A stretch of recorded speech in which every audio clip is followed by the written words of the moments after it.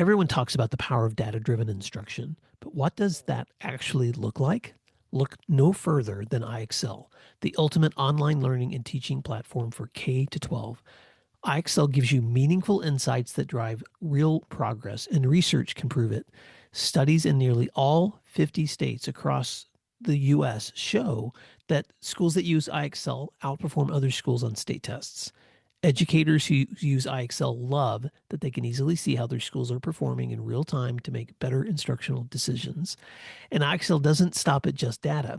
iExcel also brings an entire ecosystem of resources for your teachers with a complete curriculum, personalized learning plans, and so much more.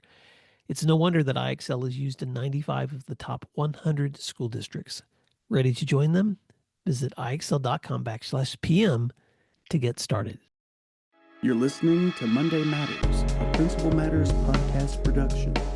Hi, friends. This is Will Parker back with my co-host, Dr. Jen Schwanke, for another Monday Matters. Jen, this recording is coming out in August, and there are actually some schools that are bringing people back at the beginning of the month. I know a lot of leaders that are coming back right now, and I just wanted to I'm going to share a companion post in the show notes from years ago. You and I have talked about this before.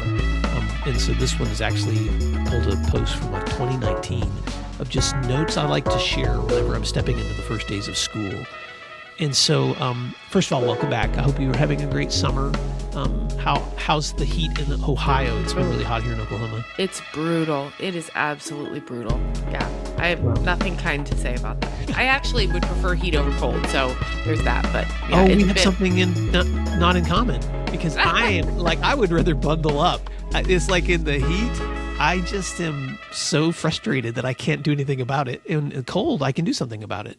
And so, I don't know, Jen, I guess you're not as much my sister as I thought you were. I guess, well, the cold thing, I don't understand you people who are like, just put on a hat, because then I have to deal with the layers and the cold and be, is it enough? Is it not enough? But every morning in the summer when I wake up and go on my run, I am grateful because I put on my running shirt, my shorts, and I go. Done. Yeah, I think it may be the difference in where we live, because in Oklahoma, I have to get up at 6 o'clock in the morning to beat the heat, and even then, it's already hot and humid. Oh yeah. And so, but where you live in the winter, it's way worse than it is here. You guys have so much more snow. So I think part of it is context. Yeah, it is. Different places, we might both. It's also me being a baby. Let's own that. Let's just say that. I don't like being cold. Okay, so let me ask Principal Managers listeners, as you think about getting ready to step in the first days of school, you have so many things on your list, so many priorities, but for just a moment, I want you to imagine you are a girl or a boy stepping into your school for the first time. I want you to imagine you're a student. And I'm going to imagine a student that who's at the secondary level, because that's where I served, Jen. And my student's name is going to be Jenny, no relation to you. And Jenny is a sophomore who's also working a part-time job, and she's a student from a home that doesn't have as many resources as some other kids do. And so she wasn't even able to come to like parent orientation night. She's just showing up on that first day, and she's scrambling. She's late. She's missed breakfast. She's standing in a long line when she walks in because she doesn't have a schedule yet. And the school that she shows up to hasn't really thought about kids that maybe didn't show up to get schedules. So they don't have schedules printed off in advance. You'd have to go stand in the office with all the other kids that didn't show up. And so by the time she gets her schedule, it's like 20 minutes into first period. So she wanders around. There's no signage on the walls. She doesn't even have a school map. So she just figures out finally where that math class is, and she steps in, and the teacher is so involved he doesn't even welcome her. So she finds a seat, and she's about, 5 minutes into the class trying to figure out, am I in the right place, and what am I supposed to be doing here, when she realizes she's in the wrong room because the teacher's name she finally figures out doesn't match what's on her schedule. So she just gets up and barges out of class, finds a bathroom, and just cries. And so her first day of school has been one of discomfort and feeling overwhelmed. And her school didn't necessarily do a great job anticipating Jenny. And I'm starting there because sometimes it's so easy for us to forget what it's like to be her. And every time I get ready to, and Jen, I'm a big Harry Wong fan. And for the first 4 years of my teaching career, I read his book every summer because it would help me get back into that mindset. And there are 7 questions that Harry Wong says every child asks on the first day of school. 1, am I in the right room? 2, where am I supposed to sit? 3, who is my teacher as a person? 4, will my teacher treat me like a human being? 5, what are the rules here? 6, what will I be doing this year? And 7, how will I be graded? And I know there's more than that, but those are the most common. And years ago, I rewrote those questions for not just the classroom, but for the entire campus, the entire school, because every person who steps onto your campus is going to be asking, what is my schedule? Do I have any extra duties or activities or assignments? Because teachers ask these questions too. Who is my principal or my administrators as a team? Who are they as people? Will this school treat me like a human being? What are the expectations and procedures and policies of this entire school community? What am I expected to accomplish this year? And how will I be held accountable? And so I know, Jen, I'm just a broken record, but I wanted to start with those stories and those questions because I know you have thoughts too. Right. Well, and I think the time this came home to me, I was working as a principal and hired a new teacher, and she came in for a one-on-one in August, and we went through all the things, here's your room, here's your roster. I tried to answer the questions I thought she needed answers to, and at the end she got up and she got to the door and she turned around and she said, I'm so sorry to ask this, but where do I park?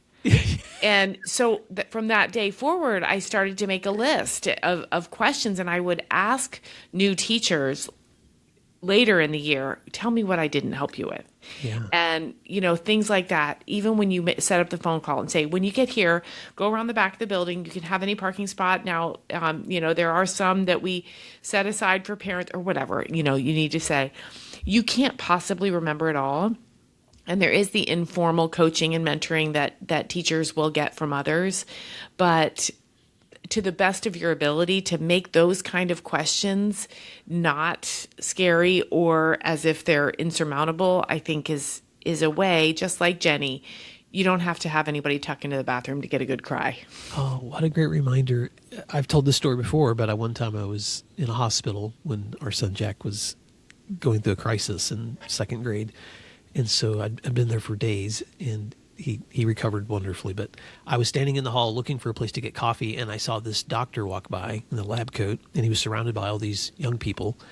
And he was like, this is, if you ever need any office supplies, this is like a place where you can come. And he was just, and the light bulb went off in my head. I was like, when have I ever taken a team of new teachers around and showed them everything? Here's the copy room. Here's the counseling room. Here's the nurse's office. And so I'm not saying this because it's going to apply in every place. Some people listen to the show and their campuses are as big as college universities. Some people listen to the show and their schools are so small you can walk around one hallway in 60 seconds. But I guarantee the people that are coming to your school, parents, kids, teachers, there are things we can answer for them before they get there. And so how do we create the kinds of places where our hospitality is anticipating them as our guests because we want them to feel like they belong? And so, Jen, the notes I'm getting ready to share right now are some things you and I've talked about before, so I'm just being an honest teacher with people listening, but I want to revisit them when it comes to just things for school leaders to keep in mind as they start the year, and I'm just going to name 6. Number 1, build and rebuild relationships. Why is relationship building where we should begin this list? Reconnecting with people is where everything begins. Right. And so whether that's teachers, custodians, parents, kids, people want to know that you see them and that you acknowledge them, that you cared about their summer, that you want to know what's going on with their families, that you're rebuilding trust because you got a whole lot of year to do together. Right. And so let's don't forget that build and rebuild relationships is where it all begins. Well, let me tie that back to Jenny before you go to your second point here is I have seen students come in on the first day and somebody's hollering at them literally from a megaphone, all new students go down to the gym or whatever. That's not the kind of relationship you want to build. You want to make sure the tone and the timbre of your voices are such that students are like, okay, even if I have to go in here and get my schedule, people are nice. They're glad that I'm here and they're going to be kind to me. That's how we build those relationships. Yeah. Okay. Thing two, and this is going to look different, but your community should probably be hearing from you before they get there.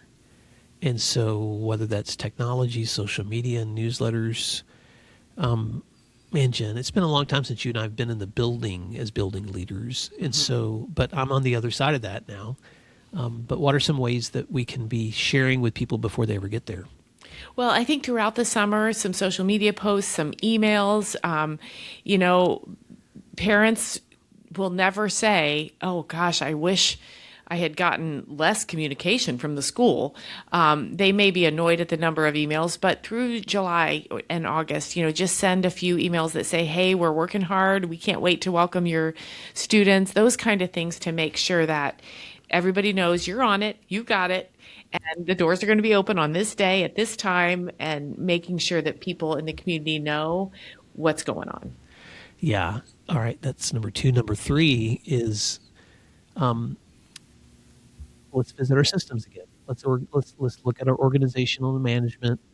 Already know in advance, like how many teachers a week and who you're going to try to see, because if you don't, you're going to be winging it.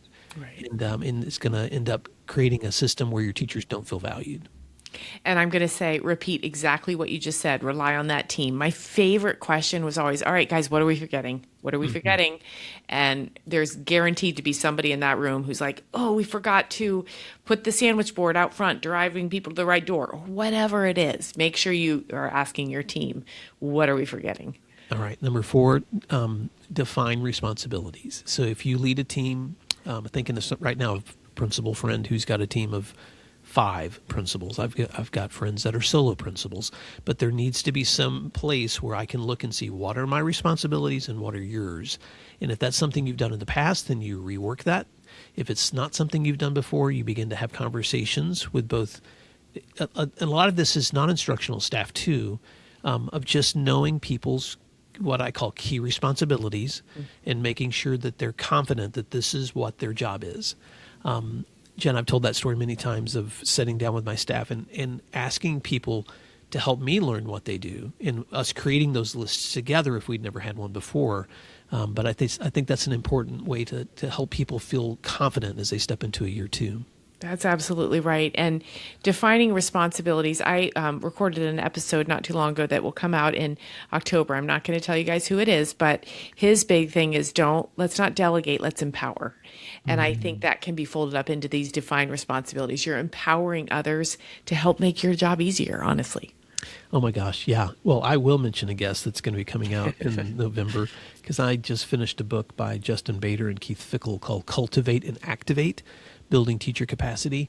And they've got like incredibly great like rubric examples and things in there, Jen, of ways that they've helped define some of those. So if you're looking for a resource, there's lots of good ones out there. Number 5, just a reminder to manage high anxiety. Starting back to school means stress increases, anxiety goes up. And so your ability to demonstrate sense and calm and reassurance in that time can be really important, because parents are feeling it, kids are feeling it, the whole community's feeling it. And there's a good positive energy happening too, Jen. But it can also sometimes make people feel really pushed or really anxious. So I don't know. Any tips on how do you reassure people as they step into a new season? Here's what I've started to do. I need to work on myself more than anyone else. And by that, I mean, I am constantly telling myself, this isn't as big as it feels. You're going to get through this. This will be a distant memory in 6 months' time. Just to remind myself, lower your own anxiety, and that way you can lower everyone else's. Well, and I probably don't have a listener out there who isn't already doing this, but I'm just going to say these as good reminders. But welcome people back in ways that celebrate them. So that whether that's a great big breakfast together or a lunch together, or you have some small gifts ready, or you've rehearsed some positive things to celebrate, as you come back, just to reassure them again and again that you're going to have a great year ahead, and create the kind of atmosphere where people want to be. Exactly. Which leads to the last reminder. And again, I'm sure everyone is planning this, but if not, I just think it's so important to think about how to host really good orientation meetings, especially with new students or returning students or new parents especially. And that's going to look different at the elementary to the middle to the high school level. But the goals are the same. How do I communicate expectations? How do I show the positivity of being here? And how do we show that we're available to answer your questions? One of the things that I did and my colleagues always did that was so helpful was outsource things you aren't the expert in. So have the transportation department come and set up a table at an orientation, have the food service people there so that you don't have to be the expert in anything, but you have the experts there. All right, Jen, as we wrap up, I'm going to just encourage listeners to go to the post with today's Monday Matters, because all of these tips are going to be there, including some additional checklists for school leaders for the first days that I'm not going to read right now. Yeah, I was going to, sorry to interrupt. I was going to say, well, make sure our listeners know about your checklist, because this is good, folks. This is, do you have your signage up? Have you included maps for new students? And there's several of them. So go to the show notes, because Will has quite a list here that you all need to see. Well, and it's a list based on practice. A lot of this content that we're talking about today came from my book, Messaging Matters, How to Inspire Students, Motivate Teachers, and Reach Your Communities. And just a selfish plug, Jen, I'm actually going to be presenting that book to a staff in Cleveland, Ohio in the month of August, probably around the time this comes out. And also doing a virtual team training on this book. With a group of friends out in Oregon this month too. So this book just keeps coming back. And I think it keeps coming back because these are just the practices that help us remind ourselves to go full circle of what it feels like when you see your eyes, eyes through this. What am I trying to say? When you see your the school through fresh eyes. How can I not say that? You're welcome. Thank you, Jen. And so, pretend you're that person. Walk into your school today and pretend you've never been there. And then ask yourself, okay, what do I need to do about that? Because it's kind of like our own home. Sometimes I have to walk back into my house like I've never been here and go, that's been sitting there for forever. I need to revisit this. Exactly. Oh my gosh, Jen. Well, how can our listeners stay connected with you and your wonderful resources this week? Yep. Find me at jenschwanke.com and lots of resources and ways to connect there. And don't forget to subscribe to Jen's newsletter, Principal Problems, because it's so rich, Jen. And you can find all of today's resources at my website at williamdparker.com or at principalmatterspodcast.com. Until next time, thanks for doing what matters. Thank you for listening to today's episode of Principal Matters, the School Leaders Podcast. If you enjoyed the show, would you take a moment and like, share, subscribe, or leave us a review? In fact, if you share it out with a friend, even more people can become a part of these conversations. Sign up for our newsletter at williamdparker.com for even more free resources. And don't forget to check out our website to learn more about our books, professional development offerings, Grow Academies, masterminds, executive coaching, and keynote presentations. Wow, let's keep learning together. And thank you for doing what matters. Monday Matters.